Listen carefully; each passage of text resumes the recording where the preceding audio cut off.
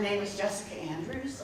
My father was Basil Langton, and my mother was Louise Solberg.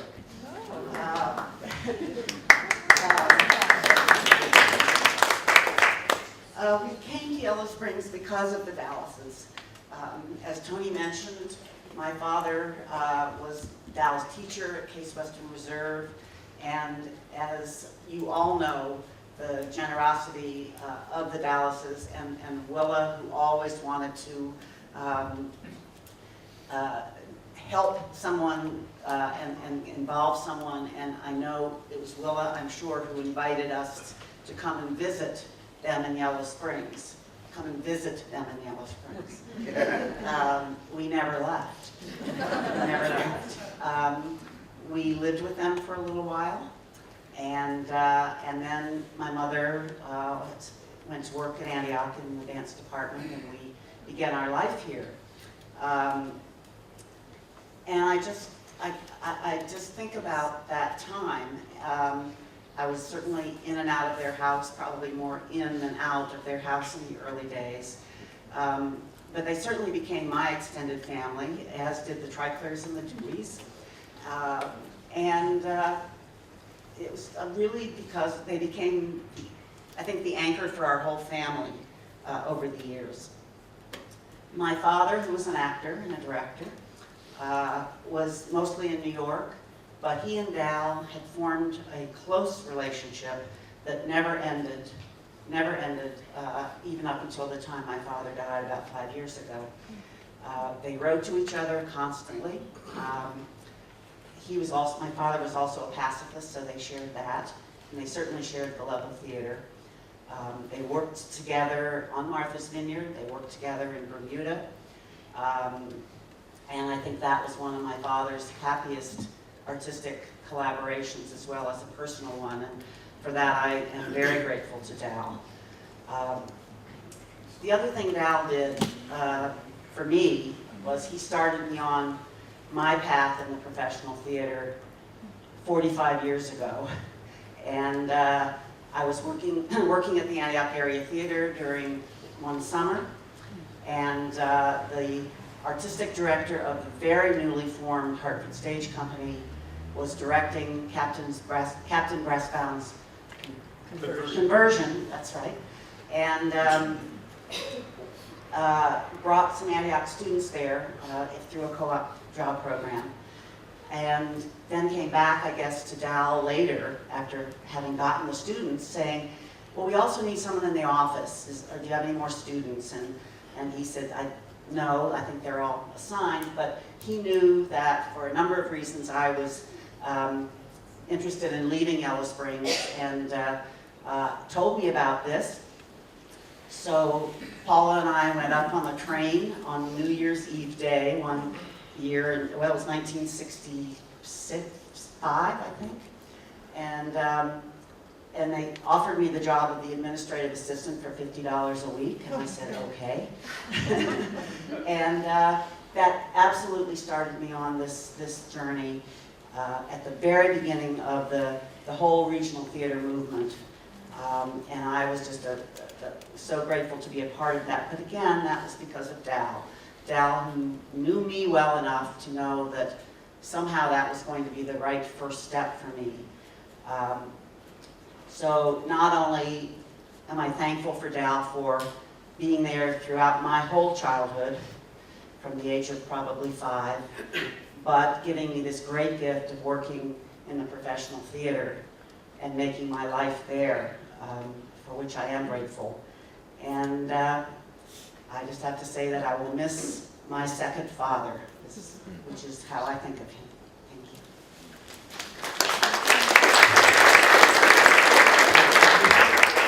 you. You should know that Jessica went on to be the managing director of some of America's greatest theaters, as well as the theater chair of the NEA.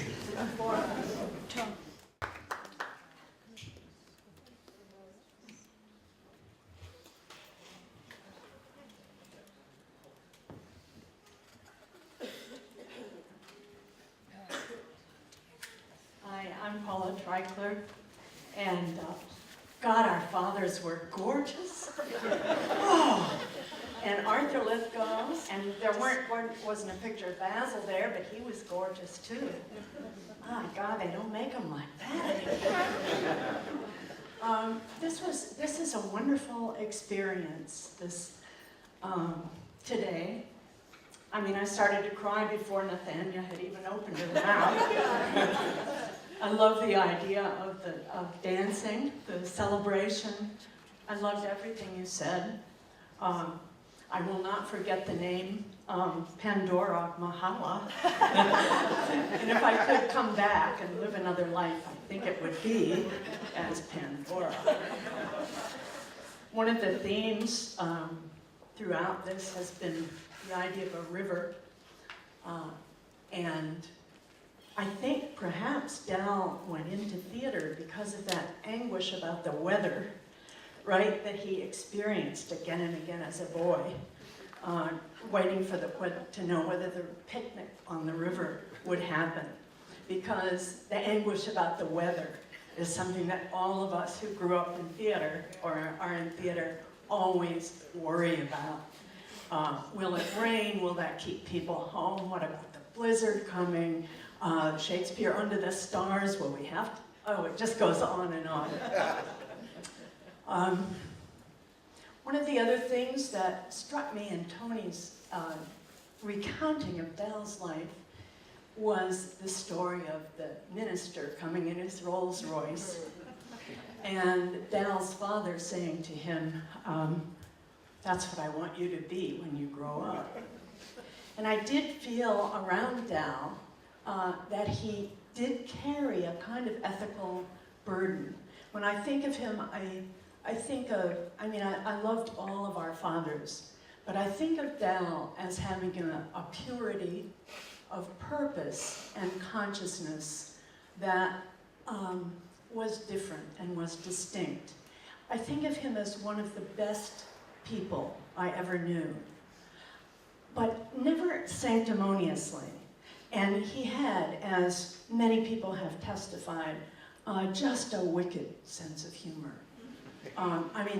The photo that he sent after Barry sent the one of Alex climbing up the wall, and he sent one back of him naked climbing up the wall, just hilarious.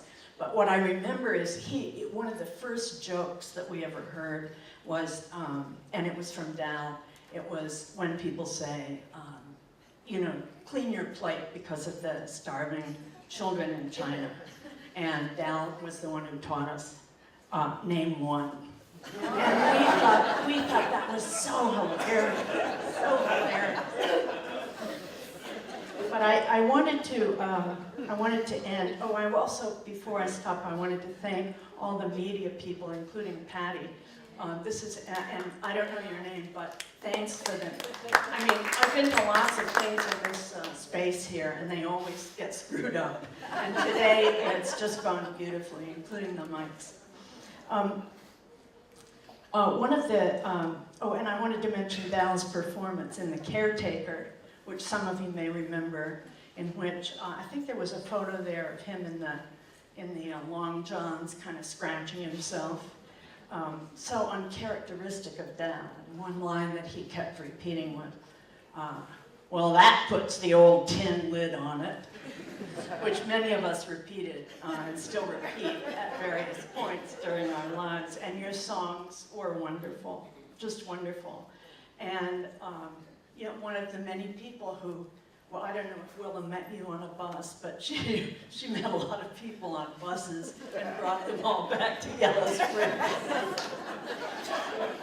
When I thought about this memorial service, I thought, well, now if it were Willa's, I would have so many stories to tell. But there turn out to be a lot of stories about Dal, too. And I thought I would end by just mentioning about 3 years ago, Neela Miller, an Antioch graduate, came and did a workshop at Antioch during Antioch, one of the reunions. And Dal and I got paired up for one of these awful exercises that people who run workshops make you do. We've heard about a few of those too. The conversation of the hands was very eloquent. But in this one, we had to draw, oh, I don't know what it was, where we are in life, something like that. Anyway, Dal drew a river. And Neela, I thought, actually prompted him a bit too much about what it meant.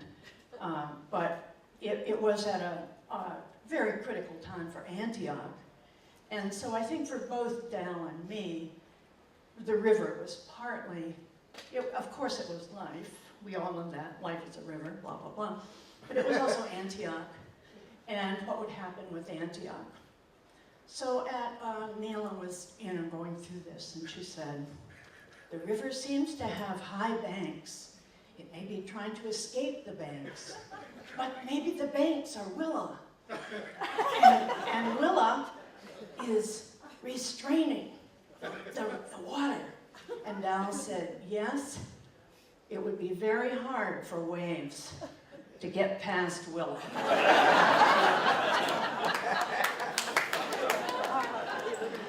And then Neela said, so we want to end with a question. What is your question about this picture in this river? And Dal said, with kind of humor, but also kind of a deep contemplative sense, he said, what's next?